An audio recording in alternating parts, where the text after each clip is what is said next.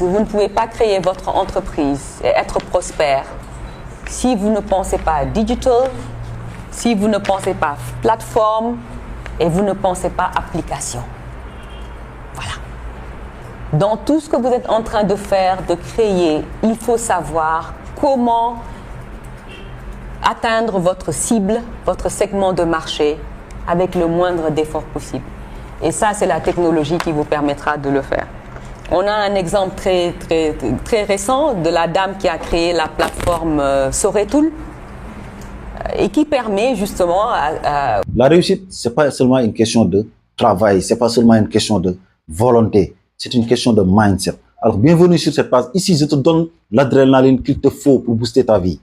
Car il n'y a pas meilleur narrateur que celui qui a réussi, que celui qui est milliardaire. Et c'est ça que je vais te donner. C'est cette adrénaline que je vais te donner. Car beaucoup d'arnaqueurs sont là, sur YouTube, derrière l'écran, sur les réseaux sociaux, à te dire comment réussir, alors qu'eux-mêmes, il y a une sombre histoire dès l'instant que les caméras sont éteintes. C'est de ça qu'il s'agit sur cette scène. Je vais te donner du contenu, soit c'est moi qui les ai produits, soit je les ai repris quelque part pour pouvoir te donner cela sur un plateau, sur cette scène. Alors ce que toi, tu as à faire, c'est tout simplement de t'abonner, de partager et puis de faire un commentaire pour que je puisse en fait répondre sur tes désirs. Abonne-toi et allons-y exploiter le contenu que je vais te proposer.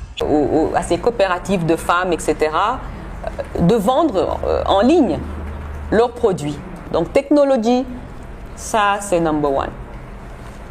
La deuxième chose que je dirais à des entrepreneurs, c'est qu'il vous faut un réseau, que j'appelle un network. Il faut choisir vos amis et il faut choisir vos partenaires.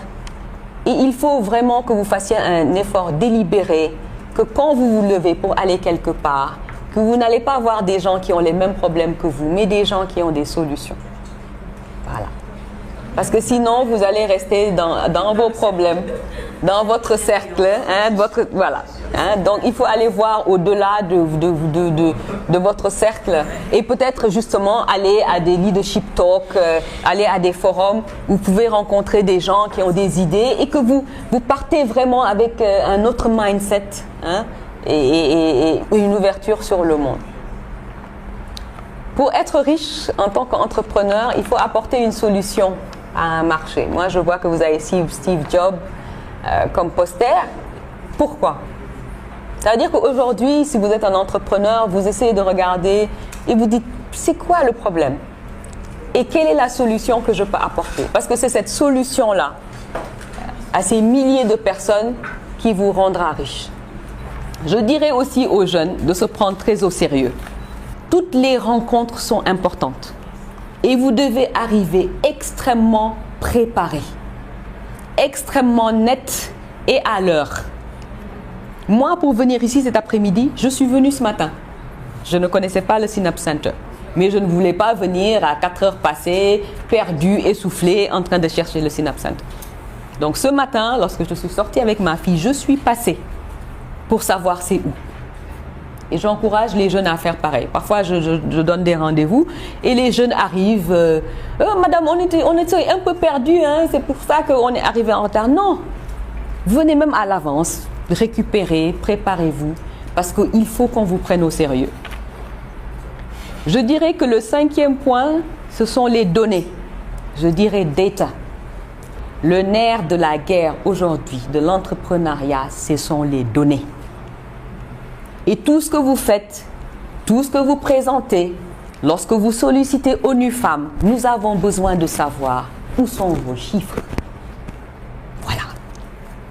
Ne venez pas me dire, bon, nous sommes en train de créer un forum sur tel ou tel sujet. Je lis, nous recevons énormément de demandes. Et mes réponses, c'est combien de femmes? Quels sont les groupements? Derrière ces groupements, il y a combien de personnes? C'est ça que vous vendez. Puisque venir me dire je fais un forum, c'est parce que maintenant, dès que quelqu'un fait un forum avec 2-3 femmes, on me l'envoie. Nous faisons un forum, il y a des femmes, etc. Non, il faut me dire c'est quoi le gender machinery, qu'est-ce qu'il y a derrière, c'est quoi les chiffres. Et ça, je parle de ONU Femmes, donc encore plus dans le secteur privé, où lorsque vous avez une opportunité d'acquérir un nouveau client, il faut vraiment bien vous préparer et avoir toutes les données. Le point numéro 6, c'est par rapport à l'intégrité. vous serez toujours, vous ferez face à des situations où votre intégrité sera en jeu. Et mon conseil en tant de leadership que je vous donne, c'est que parfois il est préférable de se retirer d'une situation, de walk away from a situation comme on dit en anglais, parce que il est préférable de garder votre intégrité que de compromettre et de le regretter. Parce que ce recul que vous avez parfois l'impression de faire devant un deal, etc., je ne pense, puisque j'en ai parlé tout à l'heure, ce n'est pas un échec. C'est peut-être une autre opportunité qui est en train de se présenter et qu'il faut être il faut conserver ses valeurs. Numéro 7, il faut continuer à apprendre. Moi, j'ai 46 ans et jusqu'à aujourd'hui, j'apprends.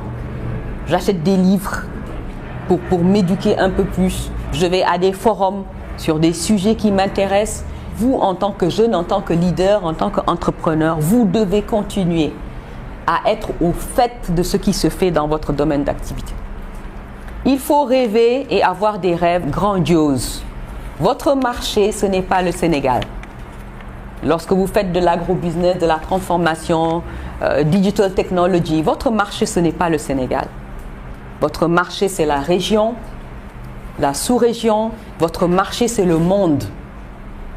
Et c'est ça que je dis toujours aux jeunes, il faut rêver hors du Sénégal. Aujourd'hui, ça peut être peut-être votre stepping stone, c'est peut-être la première phase. Mais vraiment, the sky is the limit. Hein. Vous êtes aujourd'hui en 2016 avec toutes les technologies, votre marché, c'est le monde. Faites preuve de discipline avec votre temps et votre argent. Vous êtes jeune, vous êtes entrepreneur, vous commencez à faire de l'argent et très vite vous commencez à dépenser, à acheter des belles voitures, etc. Et tout d'un coup, l'entreprise n'arrive pas à suivre votre style de vie et elle fait faillite. Et enfin, ça j'insiste dessus, j'en ai parlé lorsque j'ai parlé du genre, il faut avoir une équipe diversifiée. La diversité de votre équipe de travail, ce sera la clé de votre succès. Il est essentiel d'avoir autour de vous des gens qui ne pensent pas comme vous. Lorsqu'on parle des femmes, moi je vous dis toujours que c'est le business case. On a l'exemple d'une compagnie en Inde, toujours dans le secteur minier, qui a commencé à prendre des femmes comme chauffeurs pour les gros engins. Cette compagnie a réussi à réduire ses accidents de 50%. Celui-là, vous n'avez plus besoin de lui parler de diversité, qu'il faut mettre des femmes dans votre entreprise, puisque lui, c'est le business case. D'abord, sa facture d'assurance a diminué, les temps de maintenance et de réparation de ses engins ont diminué, le profit de sa société a changé. Donc lui, il sait qu'il y a quelque chose, il y a une valeur à avoir des employés et surtout de faire dans la diversité. La perspective, elle doit être un reflet de la communauté. Nous ne pouvons pas émerger en tant que pays, en tant que continent, en ayant un bras attaché derrière notre dos. Et vous savez, ce bras-là, c'est quoi? Ce sont nos femmes. Nous ne pouvons pas avoir des femmes qui travaillent la terre et qui ne sont pas propriétaires. Et moi, vous avez de la chance, je ne suis pas venue avec mon poster He for She, parce que au niveau de ONU Femmes, je pense qu'on a eu un shift dans notre paradigme. On s'est dit, pendant très longtemps, ONU Femmes a fait son plaidoyer avec les femmes.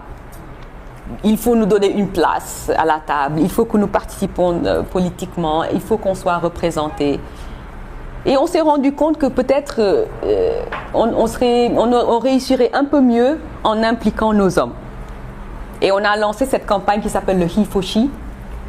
Et on a trouvé toutes les bonnes volontés qui ont voulu tenir ce poster et dire moi, je m'engage auprès de ma sœur, de ma femme et de mes filles. Et ça, c'est ce qu'on appelle nos He for She Champions. Je vois que Eliman Khan est là, je vois que Carlos est là. Donc, vous avez de la chance, je ne suis pas venue avec le poster, sinon j'aurais pris les photos de tous ces messieurs-là. Et c'est vraiment un engagement personnel et qui montre que vous soutenez les femmes et que j'aimerais que vous sortiez de notre discussion en ayant un peu plus vos lunettes genre avec vous puisque parfois, dans notre vie de tous les jours, on a tendance à oublier.